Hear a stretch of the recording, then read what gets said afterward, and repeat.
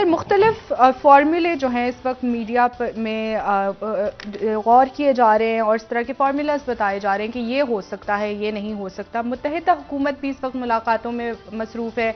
PTI की जानिब से भी सियासी तौर पर हमें पीटीआई मुतहरिक नजर आ रही है, लेकिन 23 की तारीख के बाद मुल्क की सियासत को आप किस डगर जाता देख रहे हैं? देखिए 23 तारीख तो भी दूर है, उससे पहले हालात किस तरफ जा रहे हैं उस पर तो मुख्तलिफ जाहिर है बहुत से तज्जियाकार भी सियासतदान भी उस पर बात कर रहे हैं, सुन भी रहे हैं लोग। और मैं ये बात पहले भी कहता रहा हूँ कि रियासत के मसाइल बहुत मुख्तलिफ हैं। ये बन्नू में जो वाक़या हुआ है और हो रहा है गालिबन अभी, उस पर भी कुछ बात करेंगे। लेकिन मैं आपको सिर्फ ये बताऊँ कि दो चार बातें ऐसी हैं जो बड़ी काबिल गौर हैं। एक बात तो ये है कि ये जो हुकूमत है, ये अरेंजमेंट जो भी जैसे भी जो कि तहरीक अदम एतमाद के बाद वफाकी हुकूमत की शक्ल में सामने आया, ये पीडीएम और उसके इत्तेहादियों का है। पीडीएम के जो सदारत है वो है मौलाना फजलुर रहमान के पास, और पीडीएम की जो सेक्रेटरी जनरलशिप है जी, वो है मुस्लिम लीग नवाज के पास।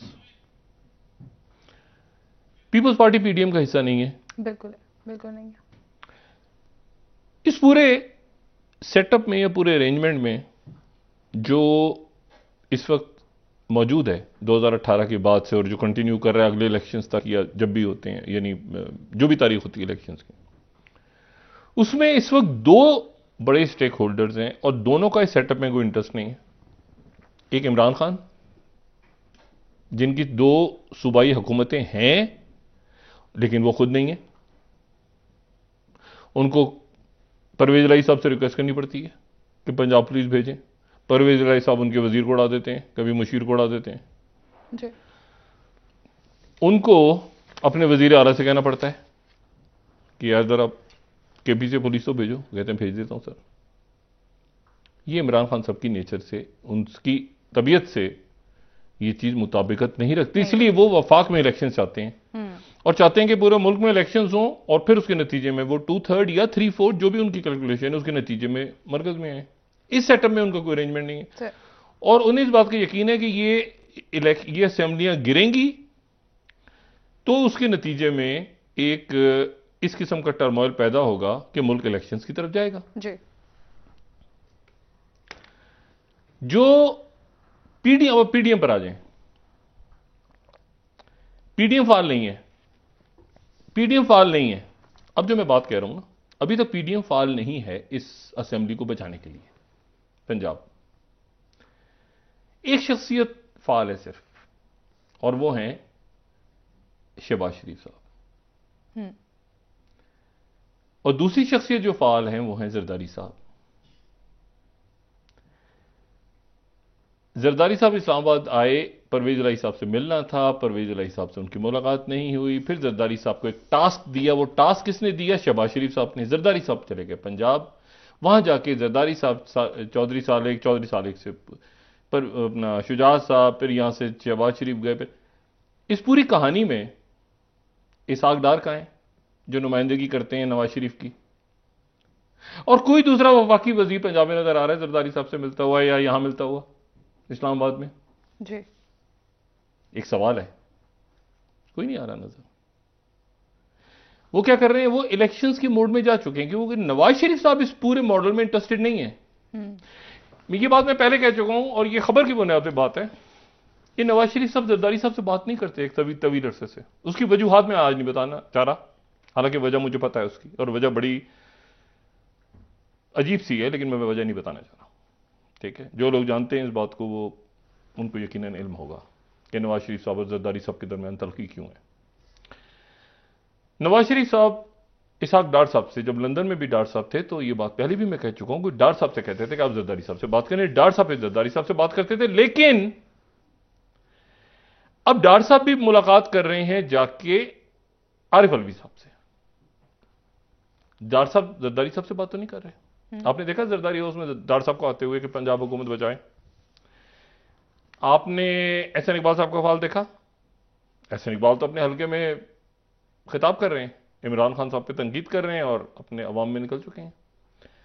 आपने ख्वाजा आसिफ को अवाम में देखा, अवाम में देखा, वो आपको कहीं में से कोई शख्स नजर आया है जो जरदारी साहब से कह रहा हो जाके, या शुजात हुसैन साहब से कह रहा हो कि आप पंजाब हुकूमत को बचाएं? नहीं। क्या पीडीएम का कोई इजलास हुआ पंजाब हुकूमत को बचाने के लिए, जिसमें मौलाना फजलुर रहमान साहब और मरियम नवाज साहब और नवाज शरीफ साहब शरीक हों और आपस में बातचीत कर रहे हों, और अख्तार मेंगल भी हों और इत्तेहादी हुकूमत भी हो? ऐसा कहीं देखा? कोई इजलास नहीं। सिर्फ एक शख्सियत फाल है, वो है शहबाज शरीफ साहब, और दूसरी शख्सियत फाल है वो जरदारी साहब। अब ये बड़ी गहरी कहानी है, बिल्कुल है। तो मैं ज्यादा बात इस पर करना नहीं चाह रहा, गहरी कहानी है कि शहबाज शरीफ साहब फाल है, बेटे का मामला है, ठीक है। अगर इसको नवाज शरीफ साहब की नोट होती इस असेंबली को बचाने के लिए, तो पूरी मुस्लिम लीग नवाज इस वक्त पंजाब में बैठी होती, फाल होती, इंतहाई फाल होती। ये नहीं होती, खबर नहीं आ रही होती कि शहबाज शरीफ पहुंच गए वापस, शहबाज शरीफ लाहौर पहुंच गए। शहबाज शरीफ 2 दफा शुजा साहब की, 3 दफा, 2 दफा, कितनी दफा इयादत करेंगे? यानी खास वक्त पे शहबाज शरीफ साहब को भी याद आता है कि तौहीद की इयादत करनी है। अब मैंने पूछा ये मुस्लिम लीग नून के लोगों से कि मैंने कहा ये क्या चक्कर है, देखने में कुछ चक्कर समझ नहीं आ रहा, मतलब पीडीएम किधर है इसमें, आप लोग क्या चाह रहे हैं?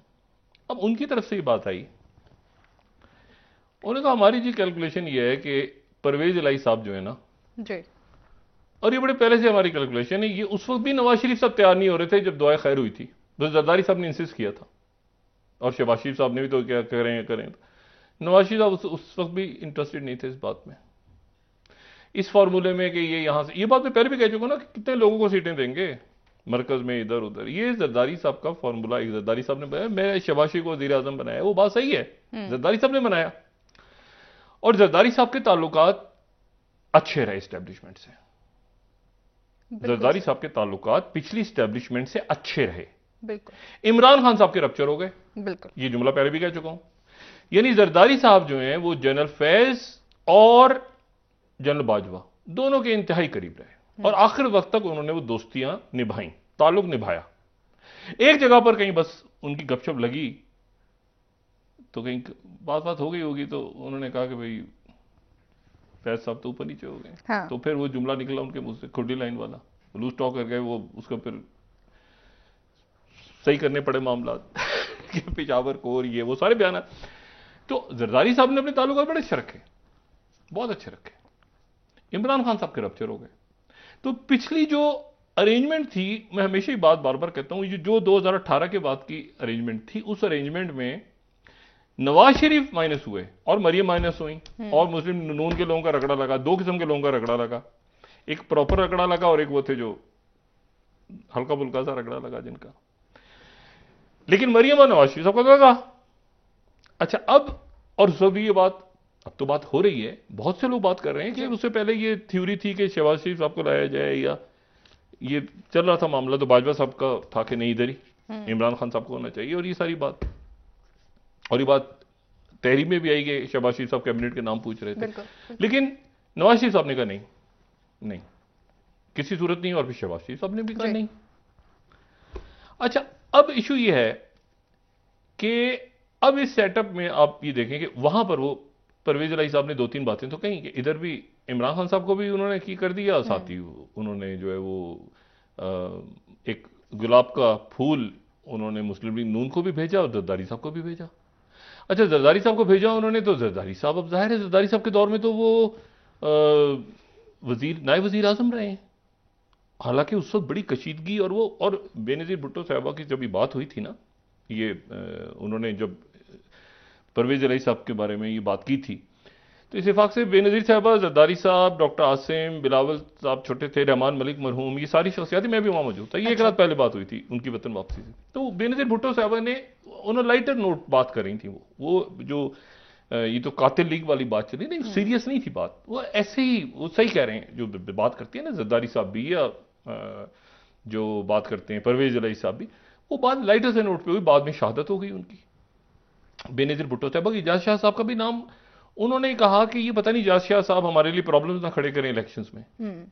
तो उसके ऊपर वो कहती है कि मैं ये मेरे लिए प्रॉब्लम्स खड़े करेंगे परवेज इलाही साहब और ये इलेक्शंस के अंदर मैं वापस वतन जाती हूं, तो इसलिए उन्होंने ये इस तरह की बात की थी। कोई मतलब उसके पीछे कोई और ग्राउंड नहीं थी, ये बात परवेज इलाही साहब भी कह रहे हैं और मैं इसका खुद मतलब मैं मेरी मौजूदगी में बात हुई। अच्छा, ठीक है। ठीक।